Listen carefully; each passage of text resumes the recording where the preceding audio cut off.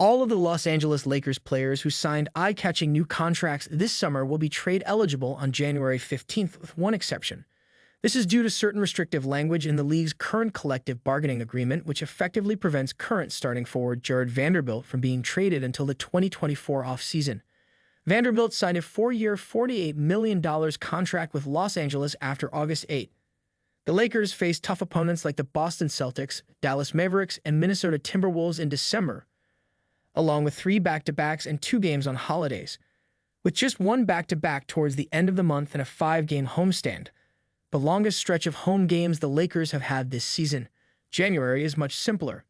LeBron James felt obliged to caution the team about being overconfident in the postgame following their loss to the Pelicans, even if the schedule was easier or maybe even more so because of it. James stated, "It can be beneficial in that it allows us to have fewer travel obligations.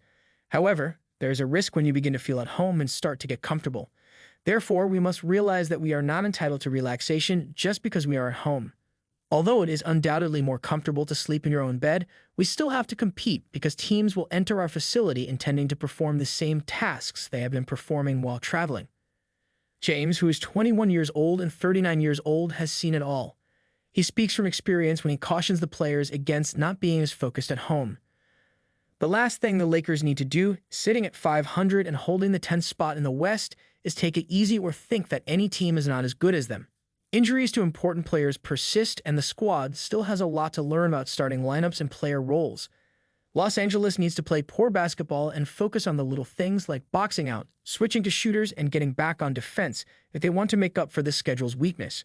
Despite James and Anthony Davis being available for the most of games, they will soon be an under 500 team if they begin to act privileged. This is unacceptable. One of these lower teams will beat them. When the Lakers play the Miami Heat on Wednesday to begin this month of play, we'll see if James' worries come true or if they get out to a quick start in 2024.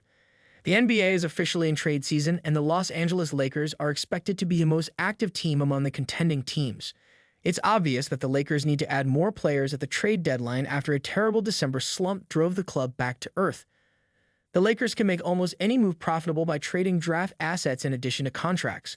The question now becomes who Rob Pelinka will ultimately prioritize on the market and how he will negotiate the trade fees. DeJounte Murray of Atlanta is one unexpected name that has come up.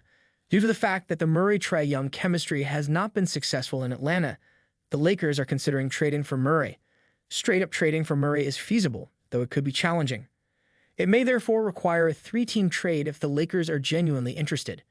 The people at Bleacher Report created the next 3-team deal, which sent another all-star back to Atlanta and sent Murray to Los Angeles. Keeping all of this in mind,